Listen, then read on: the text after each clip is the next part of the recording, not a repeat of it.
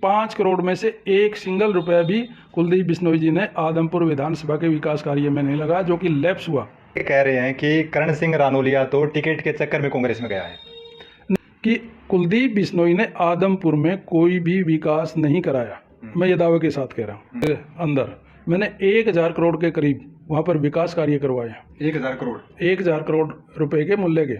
ये income tax का प्रवक्ता कह रहा है कि जो जिस टाइम रेड पड़ी उसमें जिस प्रकार से 200 करोड़ की विदेशी संपत्ति, 30 करोड़ की कर की चोरी जो घरेलू थी, और जो कागज मिले हैं। अगर करण सिंह रानोलिया विधायक बन जाते हैं, करण सिंह रानोलिया विधायक बन जाते हैं तो वो ऐसे क्या क्या काम करवाएंगे जो अभी तक कुलदीप बिश्नोई इतने सालों से नहीं करवा पाया? पीछे का उनका रिकॉर्ड देख लेना। जो फोन आज चुनाव के वक्त होता है, पोलिंग होते ही अगले दिन वो फोन नंबर बंद मिलता है। करण सिंह रानोलिया जी कह रहे हैं कि कुलदीप बिश्नोई चुनाव लड़ने के बाद एकदम से गायब हो जाता है और गाँव का जो हाल है वो बिल्कुल भी जायजा नहीं लेता है। और फिर 2019 में सोनाली फोगाट ने चुनाव लड़ा, लेकिन तब भी आप बीजेपी में ही थे। अब ऐसे क्या कारण बने कि जैसे ही कुलदीप बिश्नोई बीजेपी में आया तो आप कांग्रेस में आ गई? नमस्कार दोस्तों, मेरा नाम है भूपेंद्र मलिक और आप देख रहे हैं विकासशील हरियाणा। दोस्तों, हरियाणा के आदमपुर में राजनीतिक चर्चाएं जोरों पर हैं, क्योंकि आदमपुर में उपचुनाव होने हैं और उसी को लेकर छोटे बड़े सारे नेता अपने वोट बैंक के आंकड़ों को लेकर गुणा भाग करने में लगे हुए हैं। और आज हमारे साथ मौजूद हैं मिट्टी कला बोर्ड के पूर्व चेयरमैन व आदमपुर के धुआंधार नेता करण सिंह रानोलिया जी। नमस्कार सर। नमस्कार, आपको भी और आपके विकासशील हरियाणा के जितने भी दर्शक हैं उनको मेरा राम राम जी। सर, सबसे पहले मैं आपसे यही सवाल करूंगा कि आपने 1979 में 10वीं पास की और अब आपने 25-26 साल के बाद 2006 में बीए कंप्लीट की अपनी, तो क्या कारण रहे और आपको कैसे आपको लगा कि हाँ मेरे को बीए अपनी कंप्लीट करनी चाहिए इतने साल बाद? देखिए, शिक्षा के क्षेत्र में जिस प्रकार से आपने बताया, मैंने 79 में मैट्रिक की जी, 80 में प्रेप की और बीए फर्स्ट ईयर में बीए 81 में बीए फर्स्ट ईयर करने के बाद मैं ठेकेदारी लाइन में चला गया। ठीक है। वहाँ काफ़ी सालों तक मैंने काम करने के बाद जब शिक्षा के क्षेत्र की बात आई तो मुझे कुछ दिक्कतें महसूस होने लगी, तो मैंने दोबारा से शिक्षा की तरफ जुड़ाव किया और 2006 में मैंने डीम्ड यूनिवर्सिटी से ग्रेजुएशन किया। आपको लगा कि हाँ पढ़ना चाहिए और पढ़ाई का एक अहम रोल है लाइफ में? बिल्कुल, शिक्षा बहुत ज़रूरी है जी। पुरुष के लिए ही नहीं बल्कि महिलाओं के लिए भी शिक्षा बहुत ज़रूरी है। और मैं तो आपके माध्यम से आपके सभी दर्शकों को एक ये राय देना चाहूँगा कि शिक्षा के लिए उम्र कोई भी हो, उम्र ज़रूरी नहीं है, लेकिन शिक्षा बहुत ज़रूरी है जी। ठीक है सर। और अब हम बात करें राजनीति की, तो आप 2005 में बीजेपी पार्टी आपने ज्वाइन की और उसके बाद आप काफ़ी समय तक बीजेपी में रहे। 2014 का विधानसभा चुनाव भी आपने बीजेपी से लड़ा और फिर 2019 में सोनाली फोगाट ने चुनाव लड़ा, लेकिन तब भी आप बीजेपी में ही थे। अब ऐसे क्या कारण बने कि जैसे ही कुलदीप बिश्नोई बीजेपी में आया तो आप कांग्रेस में आ गई? क्या कारण रही ऐसी?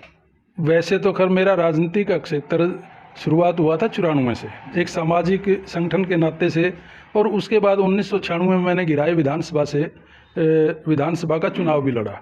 ठीक है। और उसके बाद 2005 में उस वक्त जो भारतीय जनता पार्टी की नीतियां थी उनसे प्रभावित होकर के मैंने भारतीय जनता पार्टी को चुना था जी। और काफ़ी लंबे समय तक भारतीय जनता पार्टी में काम किया जी। लेकिन जो ही भारतीय जनता पार्टी सत्ता में आई और ख़ास करके जो दूसरी बार 2019 के उसके बाद भारतीय जनता पार्टी अपनी जो मूल विचारधारा थी उसको भूल चुकी है।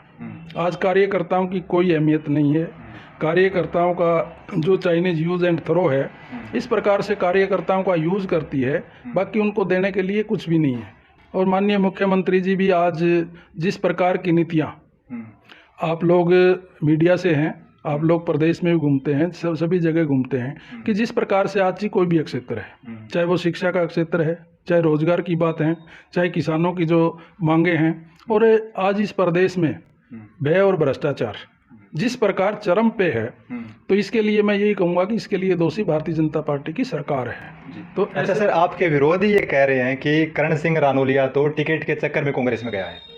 नहीं, टिकट मैंने 2014 में भी नहीं मांगी थी, पार्टी ने उस वक्त दी।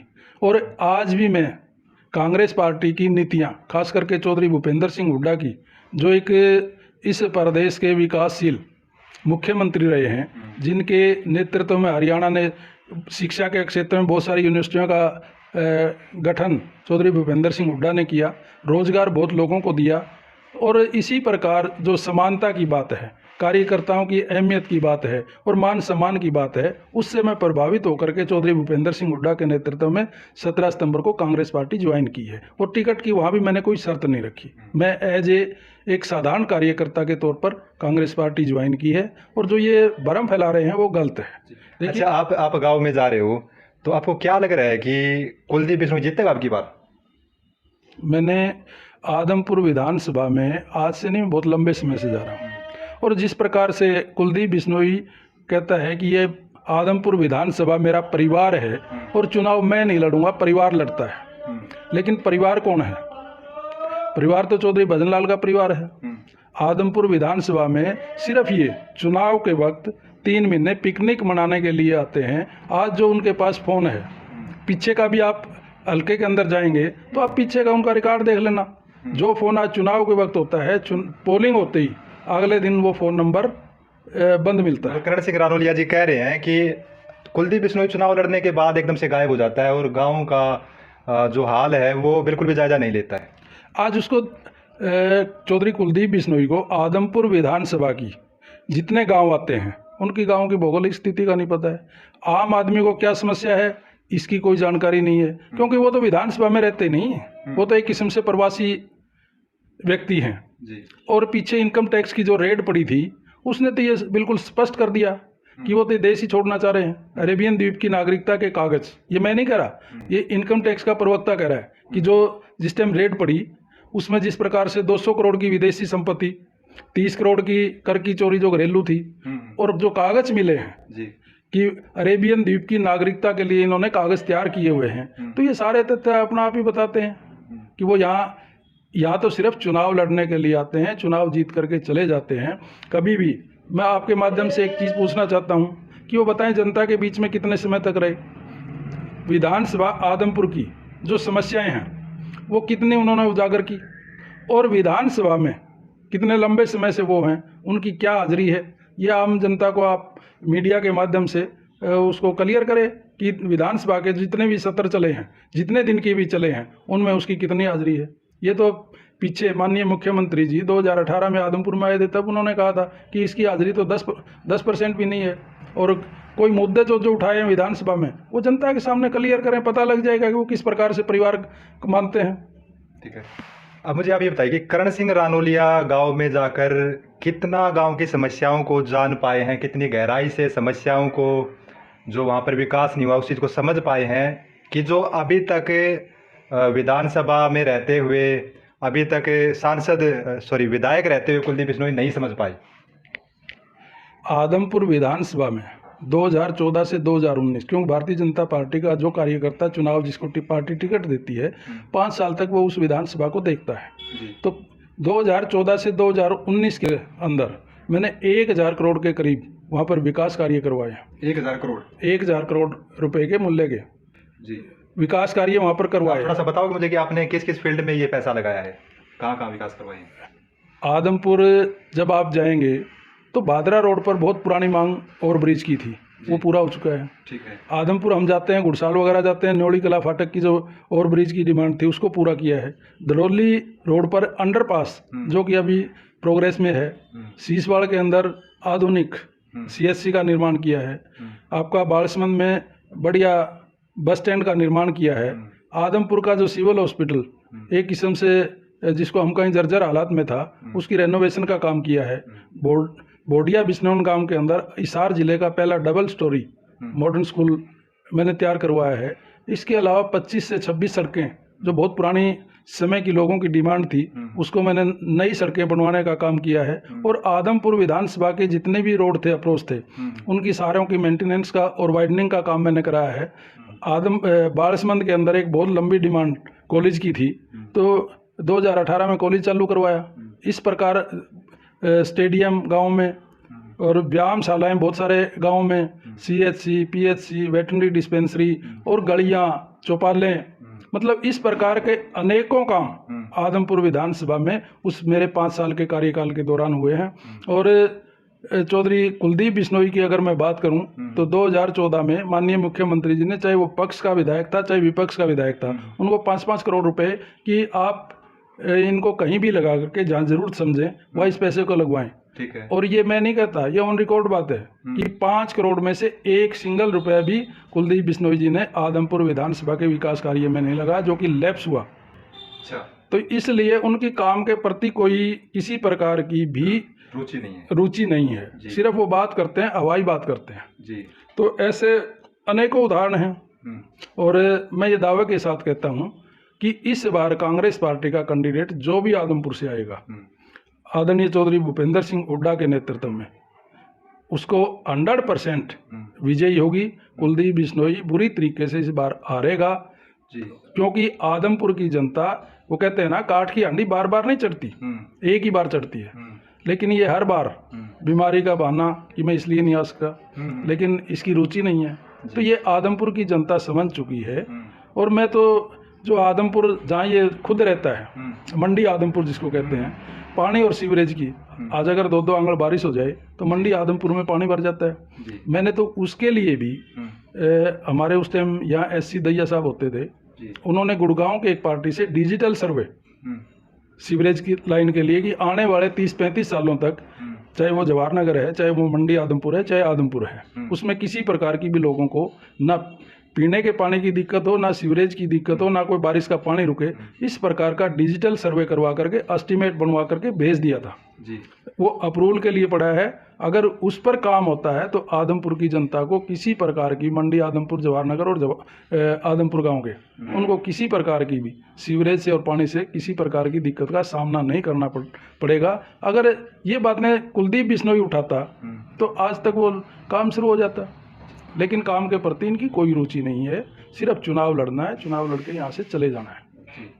ठीक है। तो आप देख रहे हैं कि भाई कर्ण रानौलिया जी खुलासा कर रहे हैं कि कुलदीप बिश्नोई कुछ नहीं कर रहा है, और रानौलिया जी ने विधायक न रहते हुए भी 1000 करोड़ का काम करवाया है आदमपुर क्षेत्र में।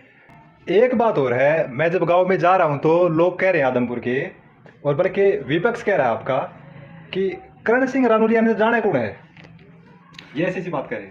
ये बात तो चंद लोग, आप गांव के बीच में जाइए और किसी भी गांव में जाइए, जो मैंने विकास कार्य किए हैं, लोगों के लिए काम किए हैं, वहाँ मेरे पत्थर लगे हुए हैं। अच्छा, गवाही है वो। अगर मैंने काम किया तभी तो गांव के बीच में पत्थर लगे हैं।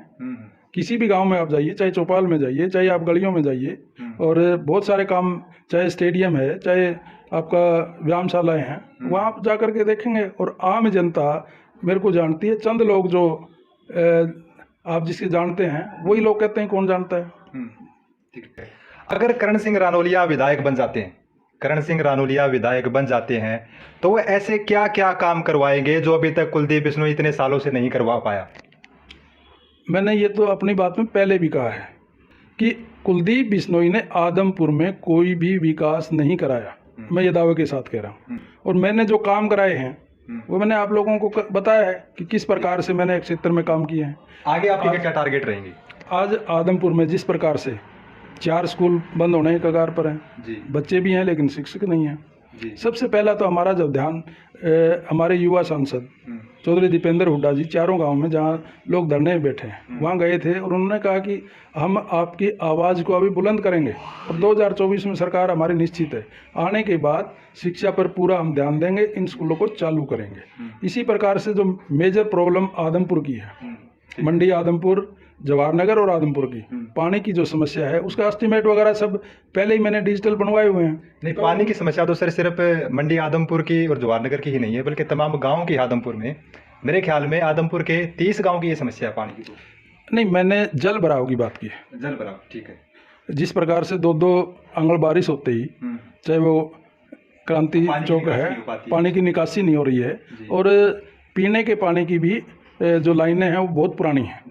तो ये चीज़ें हैं। और इसी प्रकार से जितने गांव में मैंने एक एस्टीमेट तैयार कराया था लाखपुर से, जो बालसमंद के साथ लगते हुए 10-12 गांव हैं, उनको पीने का पानी वो 24 घंटे नहर चलती है, मतलब पूरा महीना चलती है जी। तो उससे पाइप लाइन डाल करके पीने का पानी तो कम से कम उनको स्वच्छ मिले, उसके लिए भी एस्टीमेट तैयार करा है। और इसी प्रकार से बुड़ाक के लोग 2014 में आप लोग अगर जाएंगे बुड़ाक में तो उन लोगों ने चुनाव का बहिष्कार इसलिए किया था कि हमें पीने का पानी भी उपलब्ध नहीं है। तो वहाँ उसका नहर की रेनोवेशन करा के बुड़ाक में नई लाइनें डलवा करके पीने का पानी की मैंने पहले भी समस्या को हल किया है। इसी प्रकार विधानसभा में जो विधायक होता है चाहे वो विपक्ष का है, लेकिन अगर जनता की आवाज़ उठाएगा तो सरकार कोई हो उसको सुनना पड़ेगा। बिल्कुल। लेकिन चौधरी कुलदीप बिश्नोई तो कभी विधानसभा में जाते ही नहीं, तो इसलिए आवाज़ किसकी उठाएंगे। तो मैं ये दावे से कहता हूँ कि अगर पार्टी ने मुझे मौका दिया और आदमपुर की जनता ने प्यार करके मुझे जिताया तो ये सारी समस्याओं का हल मैं अच्छी तरह से जानता हूँ। और एक मेजर प्रॉब्लम आदमपुर विधानसभा में 5 गाँव की है मालिकाना हक को लेकर के। उसके लिए पहले भी मैंने प्रयास किए हैं और आगे अगर सरकार आने के बाद उनका मालिकाना हक मैं ज़रूर दिलाऊंगा। तो ऐसी बहुत सारी समस्याएं हैं, उनका निदान हम करेंगे समय आने पर।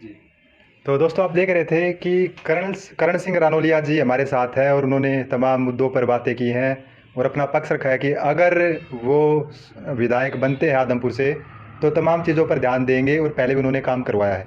और भाई अगर आपको वीडियो अच्छी लगी हो तो चैनल को सब्सक्राइब करें, लाइक करें और शेयर ज़रूर करें। धन्यवाद।